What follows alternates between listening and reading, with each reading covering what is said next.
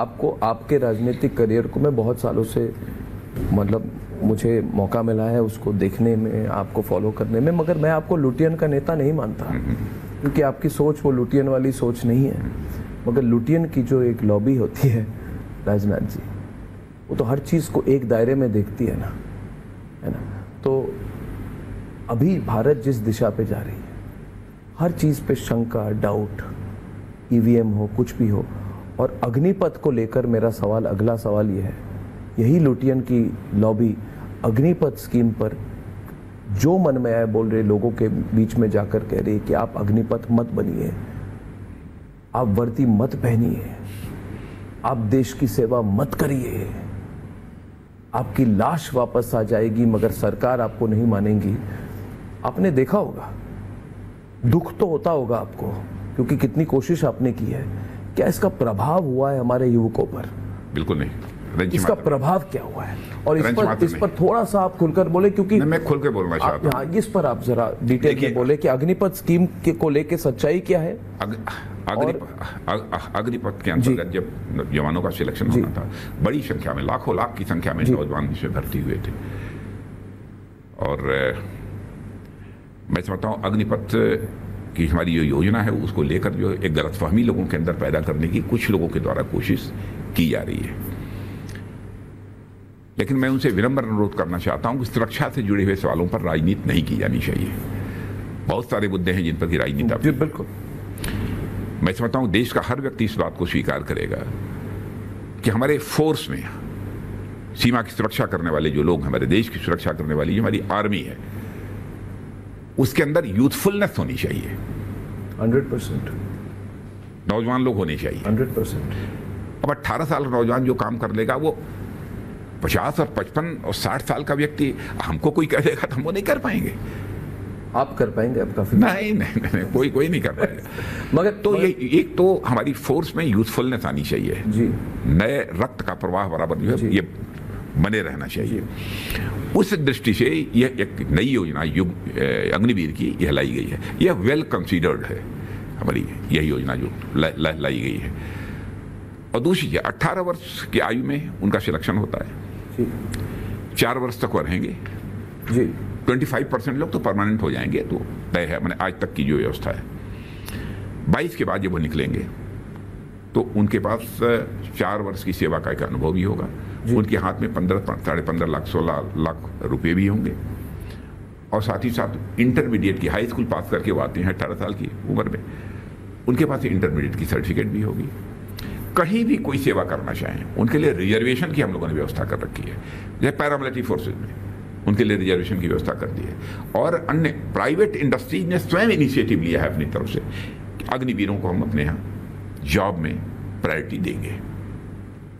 और भी हम लोगों की कोशिश है कि अन्य सारे विभागों में, जैसे हमारी ये पब्लिक सेक्टर जो इंटरप्राइजेज हैं, पब्लिक सेक्टर यूनिट, उनको प्रायोरिटी मिलेगी इसमें। हाँ है, कर दिया है, रिजर्वेशन का प्रोविजन कर दिया है। और ये कहीं कोई छूटा होगा तो उसमें भी करेंगे। अगर ये जो विपक्ष है वो कह रही है कि जैसे किसी युवक को आपने 22 साल में आपने उनको मतलब वो सर्विस छोड़ के निकल गए और उसके बाद 4 साल जिसने हाथ में बंदूक रखी है उसको बहुत डेंजरस होता है, उनको बिल्कुल डेंजरस नहीं होता। मैं समझता हूँ उसके देशभक्त के ऊपर सवालिया निशान लगा रहे हैं कांग्रेस के लोग, ऐसा कह रहे हैं। उसकी इंटीग्रिटी पर क्वेश्चन मार्क लगा रहे हैं, उसकी सत्यनिष्ठा पर, उस नौजवान की सत्यनिष्ठा पर ये लोग प्रश्न चिन्ह लगा रहे हैं। और मैं अपोजिशन के दोस्तों से कहना चाहता हूं इस प्रकार की नकारात्मक राजनीति से बाज आइए। इसका प्रभाव हुआ है, जितने नंबर आते हैं, जितने नंबर लोग आते हैं भर्ती के लिए, का कम हुआ है? अरे क्या, बहुत बहुत, इतनी कोई आंकड़े बताएं आप हमें। नहीं, मैंने आप समझिए कि लाखों की संख्या में लोग आए, लाखों की संख्या में आए लोग, कोई कमी नहीं है। और मैं तो बराबर बात करता रहता हूँ, मैंने जो हमारे आर्मी में अग्निवीर हैं, एयरफोर्स में भी हैं और नेवी में भी हैं, लड़के लड़कियां सब सारे वो बेहद खुश हैं और अपने भविष्य को लेकर वह पूरी तरह से आश्वस्त हैं। देखिए, अनावश्यक सुरक्षा से जुड़े मुद्दों को भी एक राजनीतिक लाभ और हानि के नजरिए से यह विपक्ष देख रहा है। मैं विनम्रता से पूर्वक यह सुझाव उनको देना चाहिए, राजनीति करिए तो राजनाथ जी, केवल सरकार बनाने के लिए मत करिए। देश बनाने के लिए राजनीति करिए। राजनाथ जी, आप दिल्ली, बहुत सारे मुद्दे हैं, उन मुद्दों पर राजनीति करिए। राजनाथ जी, ये आपने अटल बिहारी वाजपेयी जी के साथ भी काम किया है, आप मंत्रिमंडल में रहे हैं, आप नरेंद्र मोदी जी के मंत्रिमंडल में भी रक्षा मंत्री हैं, तो ये नेचुरल प्रोग्रेशन है। मतलब जो सवाल है कि बीजेपी, उस समय की बीजेपी अलग थी, अब की बीजेपी अलग है। वो अकोमोडेटिव बीजेपी थी, ये अकोमोडेटिव बीजेपी नहीं है। ये नैरेटिव है ना कि उस समय बीजेपी सबको लेके चलती थी, अभी बीजेपी बिल्कुल अपना सोचती है, एक यूनिलैटरल है। तो आप जैसे अनुभवी नेता बहुत कम है जो दोनों नेताओं के साथ काम कर चुके हैं, आप कैसे कंपेयर करते हैं? देखिए, बीजेपी में कभी कोई परिवर्तन नहीं हुआ है।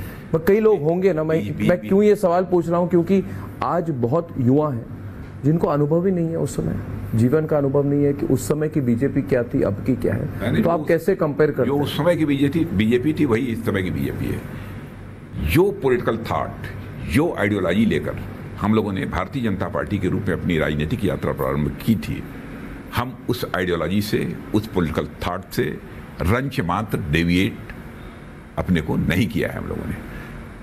इसलिए अंतर का प्रश्न ही नहीं होता। यदि कोई आइडियोलॉजिकल चेंजेज हो, हमारे कोई पॉलिटिकल थॉट में कोई परिवर्तन आया हो, तब तो हम ये मानेंगे। हाँ, ये बात सही है कि भारतीय जनता पार्टी उस समय से के कंपैरिजन में देखा जाए तो आज बहुत बड़ी पार्टी बन चुकी है। बड़ी संख्या में लोग हमारे साथ जुड़े हैं। अब बहुत बड़ी पार्टी की बात मैं कह रहा हूं, तो मैं यदि ये कहूं कि विश्व की इस समय सबसे बड़ी पॉलिटिकल पार्टी यदि कोई है तो उसका नाम भारतीय जनता पार्टी है, तो यह कहना भी अतिशयोक्तिपूर्ण नहीं होगा। और अगर ये नंबर आए, आप फिर से आश्वस्त हैं कि 400 पार हो सकता है, 350, 400 पार नंबर? मैं ऐसे नहीं बोलता। आपको क्या लग रहा है नंबर? क्योंकि मुझे तो इस बार मैं जो कुछ भी बोल रहा हूँ फर्म कन्विक्शन के साथ बोल रहा हूँ। और प्रधानमंत्री भी हर बार नंबर्स की बात नहीं करते, मगर इस बार उन्होंने खुद ये स्लोगन दी है, अब की बार 400 पार। और देखा होगा हमारे प्रधानमंत्री जो बोलते हैं वो हो जाता है। यह है। तो ये क्या संविधान बदलेंगे? ये और एक बात चल रही है कि संविधान बदली जाएगी इस बार बीजेपी इतनी पावरफुल हो जाएगी, इतने नंबर आ जाएंगे, तो फिर ये तो पहले धर्मनिरपेक्ष शब्द को बाहर कर देंगे। अरे क्या बात है, ये सब क्यों इन लोग ऐसी बातें आप मैं नहीं कह रहा, मैं तो मेरा काम है सवाल पूछना। क्या आपको लगता है उस तरह की जो नींव है कोई प्रधानमंत्री ने तो कह दिया, मगर आपसे भी पूछ रहा, कहीं कोई चेंज नहीं होने जा रहा है। बराबर जो है संविधान में परिवर्तन लाने की कोशिश तो प्रारंभ से इन लोगों ने की है कई बार। अब एग्जैक्टली हमको फिगर याद नहीं है, कई बार इन लोगों ने परिवर्तन किया है। कहाँ की बात करते हैं, ये देश की जनता की आंखों में धूल झोंक रहे हैं। राजनीति करनी हो तो देश की जनता की आंखों में धूल झोंक कर राजनीति मत करो, देश की जनता की आंखों में आंख डाल के राजनीति करो। 400 की जरूरत क्या है? अब हर चीज पर सवालिया निशान उठाया जाता है कि 400 की जरूरत क्या है, 300 से सरकार बन जाती है। 300 क्या बनने को तो 273 से बन जाएगी, 273 से बन जाएगी। जी, तो कोई जरूरत तो नहीं है अब, लेकिन आ रही है तो हम क्या करें? आप कैंपेनिंग करने जाते हैं तो आखिरी सवाल है, आप लोगों से मिलते हैं कि सिर्फ राजनाथ सिंह जी मंच पर जाते हैं, बड़े नेताओं से मिलते हैं? तो कुछ अपनी जो एक्सपीरियंस के बारे में बोले, आप लोगों से मिलते हैं, मैं कैसा इंसान हूँ तो माहौल आप रीड करते होंगे। मैं कैसा इंसान हूँ कि हमारे घर पर भी जब मैं छुट्टी के दिनों में रहता हूँ 25, 50, 100 लोग बराबर कार्यकर्ता आपको दिखाई देंगे।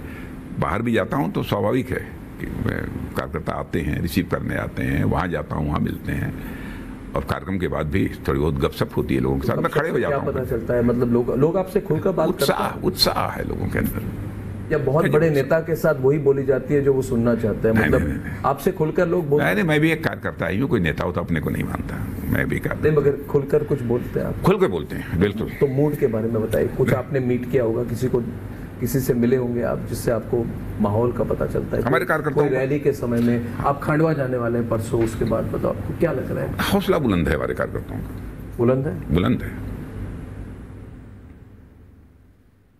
सब काम में लगे हुए।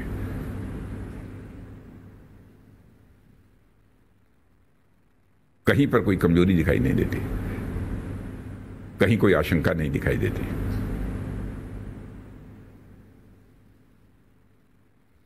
राजनाथ जी, अब आपसे बात करके बहुत अच्छा लगा। आप रिलैक्स्ड मूड में हैं और मैं भी हमेशा, मैं इलेक्शन में जब किसी नेता का इंटरव्यू करता हूं तो बॉडी लैंग्वेज से ही पता चल जाता है। मुझे लग रहा है कि आप बहुत रिलैक्स्ड हैं। जितने बीजेपी नेताओं से मैं मिला हूं, मुझे लगता है वो आश्वस्त है कि चुनाव अच्छा जा रहा है। तो बहुत बहुत धन्यवाद। आपने कई विषयों पर बात की और इस पर बहुत प्रतिक्रिया भी होगी, तो फिर से आपको मिलने का मौका मिलेगा। बहुत बहुत धन्यवाद रिपब्लिक भारत, रिपब्लिक नेटवर्क से बात करने के लिए। बहुत बहुत थैंक यू, धन्यवाद। बहुत बहुत धन्यवाद। बहुत बहुत धन्यवाद।